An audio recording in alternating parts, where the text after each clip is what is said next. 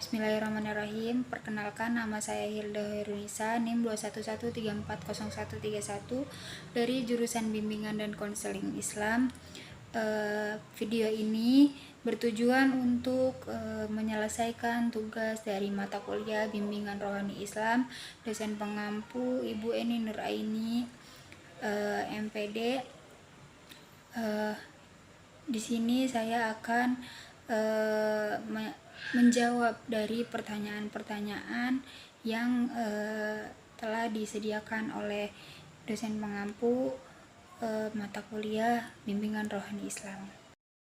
Nah, untuk pertanyaan pertama yaitu sebagai calon bimbingan rohani Islam, langkah apa yang harus dilakukan terhadap klien gitu. Nah, yang pertama yang harus dilakukan terhadap klien adalah pendekatan diri dari konselor kepada konseli. Nah, kemudian setelah kita mendekatkan pendekatan emosional, maka kita akan mudah untuk menanyakan masalah apa dan penyakit apa yang diderita dari klien tersebut. Nah, ketika itu sudah terlaksana, maka klien dengan mudahnya menjelaskan dan dengan legowo menjelaskan permasalahannya apa dan yang dirasakannya apa ketika ia merasakan sakit itu. Nah, kemudian setelah kita membangun kedekatan emosional, yaitu dengan membangun atau menanamkan kepercayaan kepada klien. Nah, kemudian klien tersebut menceritakan permasalahannya apa dan apa yang diderita dia selama ia sakit. Nah, setelah itu konselor memberikan nasihat yang berdasarkan dengan Al-Quran dan hadis. Setelah kita memberikan nasihat berdasarkan Al-Quran dan hadis, nah kemudian kita memberikan semangat bahwasannya di dunia ini banyak sekali yang mendukung kita dan agar membangun kepercayaan diri dari klien tersebut, begitu. Kemudian pertanyaan yang kedua yaitu apa manfaat dari kegiatan bimbingan rohani Islam yang diselenggarakan di kelas. Sebenarnya banyak sekali manfaat dari bimbingan rohani Islam, baik untuk diri kita maupun untuk klien kita.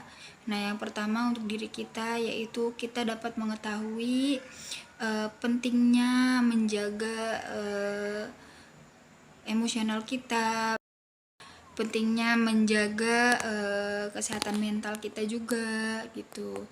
Nah, dari situ kita juga bisa memberitahu manfaat dari bimbingan rohani Islam kepada klien, yaitu untuk mengentaskan permasalahan, untuk memberikan ketenangan batin, jiwa, dan membangun kepercayaan diri dari klien tersebut, begitu. Itu dari sisi yang terlihat saja ya. Nah, kemudian selain daripada itu juga membangun ibadah, membuat ibadah kita semakin kuat begitu. Nah, dari situ kita bisa beribadah secara rutin dan beribadah secara khusyuk dengan tenang dan membangun spiritualitas yang baik gitu. Kemudian meningkatkan kualitas hidup yang baik dan memberikan arahan atau kehidupan yang positif untuk kita begitu. Untuk pertanyaan yang ketiga yaitu bagaimana menurut analisis saudara dalam kegiatan bimbingan rohani tersebut. Nah, di minggu lalu 2 minggu yang lalu saya melakukan bimbingan rohani Islam di Pondok Pesantren Modern Al Hashimiyah kepada salah satu santriwati yang sedang sakit. Nah, santriwati tersebut berinisial N dan dia duduk di kelas 9 atau bisa disebut 3 SMP. Dia dari Cilegon, lahir pada 9 Februari 2009. Nah, ini penyakit yang diderita oleh klien saya yang berinisial N ini, yaitu kutu air atau bintik-bintik yang terdapat di tangannya, kemudian lutut dan kaki dan sela-sela jarinya.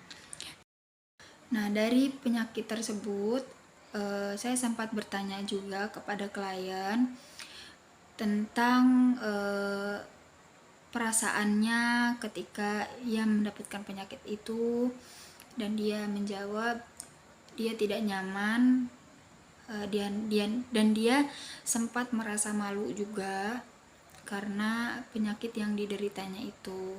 Kurang lebih sudah 1 bulan lebih menderita penyakit itu, sudah diobati dan sudah diberikan salep-salep juga, akan tetapi memang belum ada perubahan karena mungkin bukan dari itu juga, karena memang bisa dari pikiran juga, karena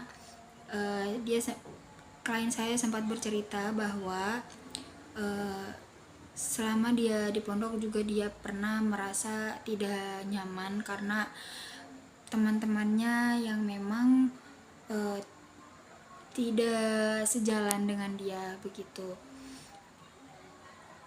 Disebabkan karena penyakit yang dia derita juga, kutu air. Jadi teman-temannya merasa menghindari dan sedikit menjauh dari klien saya ini yang berinisial N.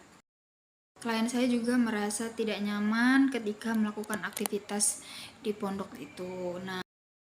Nah, kemudian saya memberikan nasihat-nasihat yang memang bisa membangun kepercayaan diri dan semangat kepada dia, bahwasannya penyakit yang dia derita bisa sembuh dan bisa pulih kembali dan bisa beraktivitas seperti biasa. Nah, saya juga sempat bertanya ketika ia merasa sendiri, tidak ada teman, dia bercerita kepada siapa gitu. Nah, dia bercerita kepada mamahnya, dan memang karena mungkin jauh dan tidak bisa bercerita lebih sering begitu, karena memang dijenguk 2 minggu sekali. Pun memberikan nasihat bahwa ketika kita tidak mempunyai teman cerita, kita bisa bercerita kepada Allah, kita bisa mendekatkan diri kepada Allah, kita bisa menenangkan diri kita agar diri kita tidak terbawa emosi dan bisa tenang dengan cara berdoa kepada Allah yang Maha Kuasa dan memohon ampunan dan berzikir kepada Allah agar diberikan ketenangan batin dan ketenangan pikiran. Klien pun merasa sedikit lebih tenang karena memang nasihat-nasihat yang saya beri itu bisa masuk dan bisa dilaksanakan dan bisa dipahami begitu. Mungkin cukup sekian dari saya, kurang lebihnya mohon maaf. Billahi taufiq wal hidayah. Wassalamualaikum warahmatullahi wabarakatuh.